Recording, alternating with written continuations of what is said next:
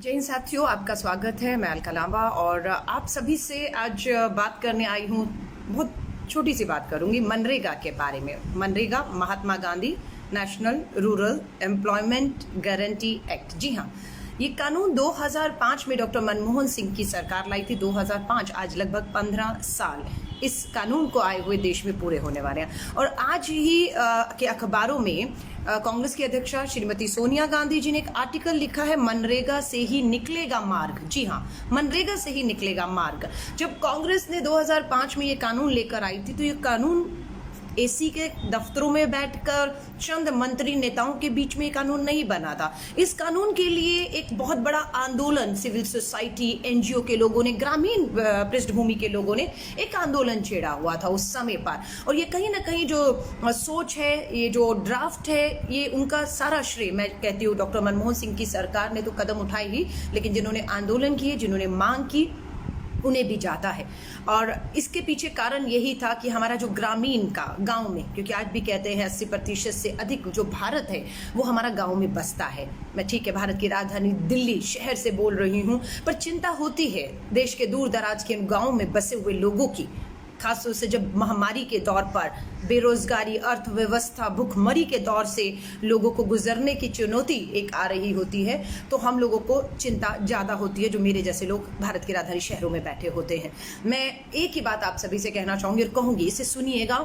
और अगर आपको लगे कि हाँ, ये मांग देश हित में, गरीब, मजदूर, युवा, बेरोजगार जो गांव में है उनके हित के लिए है, तो इस बात को जरूर शेयर करके आगे बढ़ाइएगा। क्योंकि जब मनरेगा लाया गया उसके पीछे सोच मात्र यही थी कि गांव का जो युवा है उसे मजबूरन अपना घर और जमीन छोड़कर, परिवार छोड़कर शहरों की तरफ रोजगार के लिए ना जाना पड़े। मनरेगा की सोच ये थी कि वो जहां है युवा, वो वहीं रहते हुए अपने घर, परिवार, जमीन से जुड़ा रहे और वहीं पर उसे रोजगार दिया जाए। सबसे पहली सोच उसकी ये थी। दूसरी सोच ये थी कि गांव का विकास हो पाएगा जब हम युवाओं को रोजगार देंगे, तो उस गांव के बहुत से काम होते हैं, सड़क बनना, स्कूल बनना, अस्पताल बनना है, बहुत से काम होते हैं जो युवा वहीं पर अपने गांव में कर सकता है और गांव का विकास जो है वो भी उससे होता है। उसके साथ साथ अर्थव्यवस्था जो है गांव के लिए खुशहाली की ओर बढ़ते हैं लोग। वहाँ पर जो गरीबी है वो धीरे धीरे देखा है कि जब हम आज़ाद हुए थे 70 साल पहले की गरीबी और आज की गरीबी में बहुत ज़्यादा गिरावट आई है। आज उतने गरीब नहीं है जितना हम लोग कहा जाता है कि अनाज भी हम लोगों को जो है वो मांगना पड़ता था, लेकिन आज देश अपने पैरों पे 70 सालों में खड़ा हुआ है। और मनरेगा के लिए जो श्रीमती सोनिया गांधी जी ने कहा है, देश के प्रधानमंत्री आदरणीय नरेंद्र मोदी जी का भाषण आपने सुना होगा पार्लियामेंट के अंदर, बहुत मजाक उड़ाया था उन्होंने इसी मनरेगा का। कहा था कि कांग्रेस की विफलता का जीवित स्मारक है ये। उन्होंने मनरेगा को कहा था कांग्रेस की विफलताओं का जीवित स्मारक है, इसे मैं नष्ट नहीं होने दूंगा, इसे मैं यूं ही जिंदा रखूंगा ताकि समय समय पर कांग्रेस को मैं दिखा पाऊं कि वो मनरेगा को लाकर उसने क्या किया देश के साथ। लेकिन 15 सालों में कोई इस मनरेगा योजना कानून को खत्म नहीं कर सका। देश के प्रधानमंत्री नरेंद्र मोदी जी ने जितना मजाक बनाया हो, लेकिन उनकी भी हिम्मत नहीं हो पाई कि इस मनरेगा जैसे कानून को, जो सबको रोजगार देने की बात करता है, सबको अपने पैरों पे खड़े होने की बात करता है, गांव के विकास की बात करता है, भागीदारी सुनिश्चित करता है, और जो राजीव जी पंचायती राज लाए थे मनरेगा को कामयाब करने में, जो हमारी पंचायतें हैं, पंचायती राज है, उसका सबसे बड़ा हाथ है कि पंचायतों के माध्यम से लोगों को काम मनरेगा के तहत मिलना शुरू हुआ। हमारी मांग क्या है? हमारी मांग ये है कि मनरेगा के तहत जो कानून आया था 2005 में, 15 साल पहले, उसके मुताबिक प्रति व्यक्ति को 100 दिन का, साल में 365 दिन में से 100 दिन काम मिलेगा। लेकिन हमारी अब ये मांग है, ये आपदा का समय है जब लोगों के रोजगार जा रहे हैं, लोग अपने काम धंधों से हाथ धो बैठे हैं, गांव की तरफ वापस चले गए हैं, उत्तर प्रदेश, बिहार हो, बंगाल हो, चले गए हैं। अब उन्हें अपने गांव के अंदर रोजगार देना बेहद जरूरी है।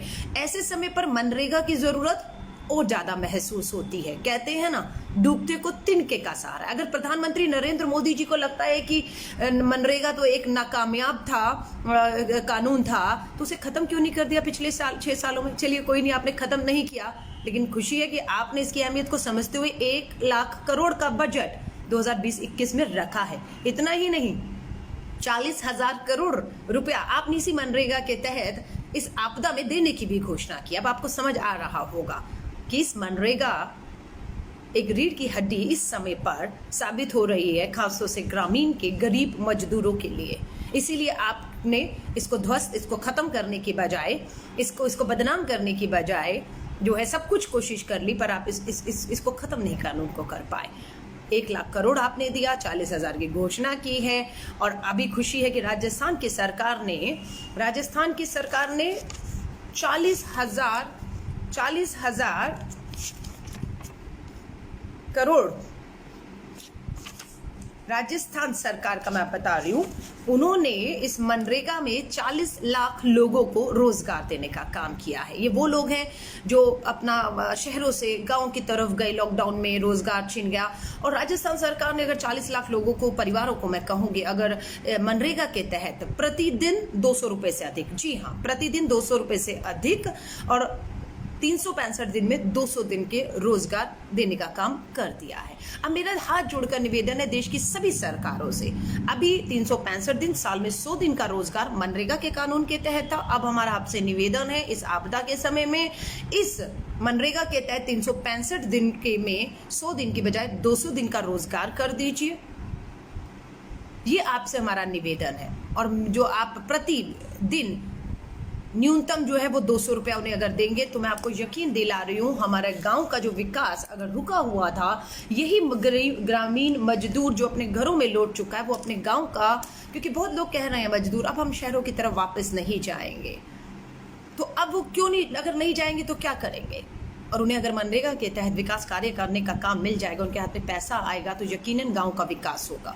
बस सुनिश्चित ये करना है कि मनरेगा के तहत साल का 200 दिन का काम हर गरीब मजदूर को गांव में मिलना शुरू हो जाए, उनका पैसा उन्हें समय पर मिल जाए, उनका जो मनरेगा का कार्ड है वो बन जाए, और उनके साथ किसी तरह का जो है, मजदूरों के साथ जिस तरह की ज्यादतियां होती है, हम सबको ध्यान रखना है कि वो ऐसा ना हो।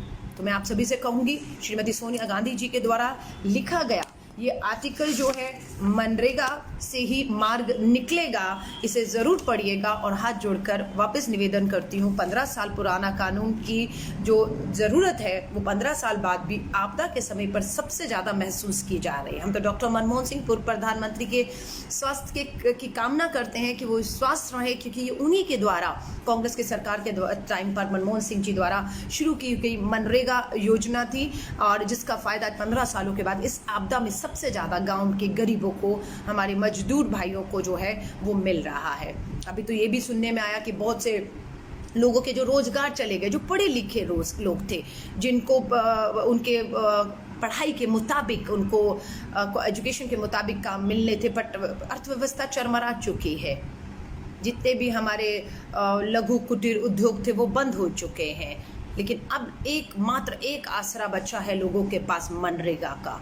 करोड़ों लोग, और अभी तो पता लगा है कि मई के अंदर ही 2,19,00,000 लोगों ने गांव में मनरेगा के तहत नौकरी के लिए जो है, उनको काम मिले, उसके लिए अप्लाई किया। मई महीने में ही 2,19,00,000।